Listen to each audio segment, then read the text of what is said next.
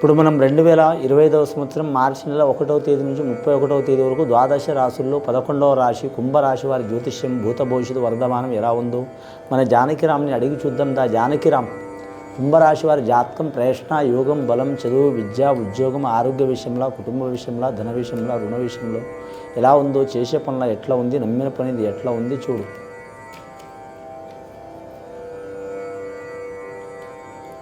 కుంభరాశి వారి జాతకంలో చెప్పాలంటే కానీ మాత్రం వారి పేరు మీద వచ్చిందండి. సీతామాత వచ్చింది, సీతాదేవత వచ్చింది, అలాగే ఆంజనేయ స్వామి వచ్చిండు, అంగుళకం తెచ్చిన ఆంజనేయ స్వామి వచ్చిండు, అలాగే నరుడు వచ్చిండు, నెత్తిన పెట్టే సంకల జోలే.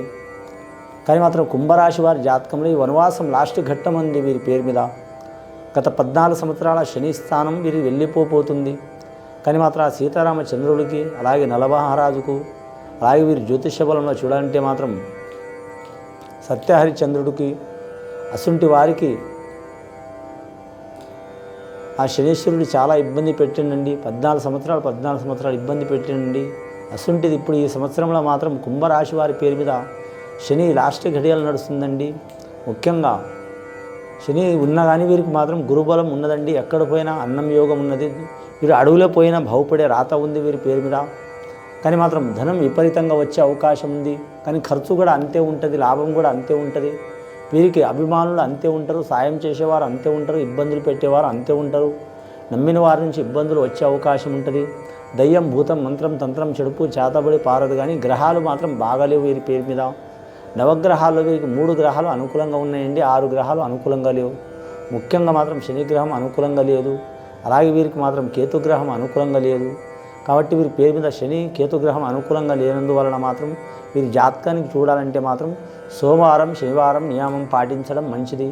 వీరి జాతక బలానికి వీరి పేరు మీద చూడాలంటే మాత్రం మందార పూలతో అలాగే మాత్రం జిల్లెడు పూలతో అలాగే మాత్రం గన్నేరు పూలతో ఆ శివుణ్ణి పూజ చేయడం చాలా వరకు మంచిది.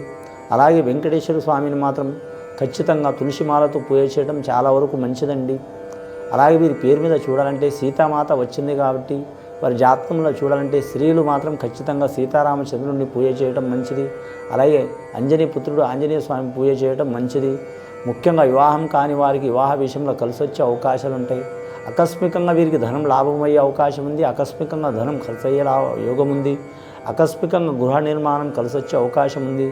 గత కొన్ని సంవత్సరాల నుంచి ఆగిన ఇల్లు కట్టే అవకాశం ఉంది. అలాగే కట్టిన ఇల్లు చాలా కాలం నుంచి విక్రయించకుండా నిలబడ్డది కూడా విక్రయించే అవకాశం ఉంటుంది. అలాగే వీరి పేరు మీద వెండి బంగారం అచ్చుబాటు ఉండదండి, భూమి మాత్రం అచ్చుబాటు ఉంటుంది, వాహనం అచ్చుబాటు ఉంటుంది.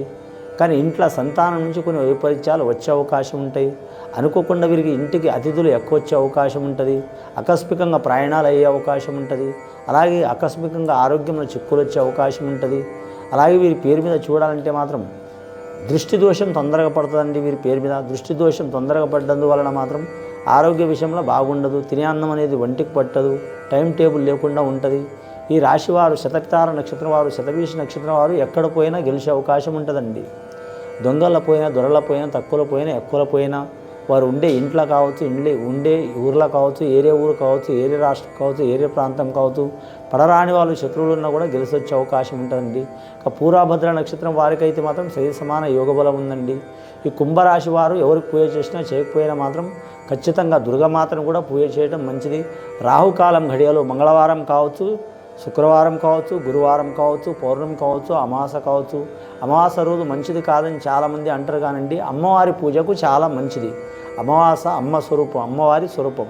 అమావాస రోజు అష్టమి రోజు అమ్మవారి పూజ చేయడం చాలా మంచిది. అందులో రాహుకాలం ఘడియలో పూజ చేయడం చాలా వరకు మంచిది. కరెక్ట్ మాత్రం కుంకుమార్చన పూజ చేయాలండి.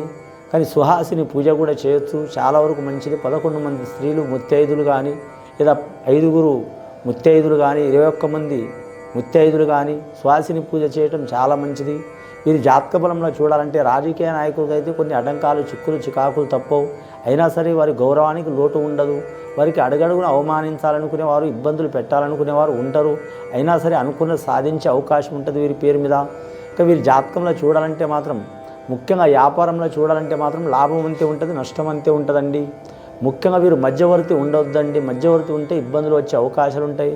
వీరి జాతకంలో వ్యాపార విషయంలో మాత్రం కొన్ని ఇబ్బందులు తప్పవు. వీరి జాతకంలో చూడాలంటే మాత్రం గవర్నమెంట్ ఉద్యోగస్తుల్లో మాత్రం పని ఒత్తిడి అధికంగా ఉంటుంది. రెవెన్యూ రంగం వారికి కలిసి వచ్చే అవకాశం ఉంటుంది. నీటిపారుదల శాఖ వారికి ఇబ్బందులు ఉంటాయి. రక్షణ రంగానికి సంబంధించిన వారికి ఇబ్బందులు తప్పవు. ఐఏఎస్ ఐపీఎస్ రంగం వారికి కూడా ఇబ్బందులు తప్పవు. కానీ మాత్రం ముఖ్యంగా విద్యుత్ రంగం వారికి కలిసి వచ్చే అవకాశం ఉంటుంది. అలాగే రోడ్లు భవనాల శాఖ వారికి కలిసి వచ్చే అవకాశం ఉంటుంది. అలాగే మున్సిపల్ రంగం వారికి కలిసి వచ్చే అవకాశం ఉంటుంది.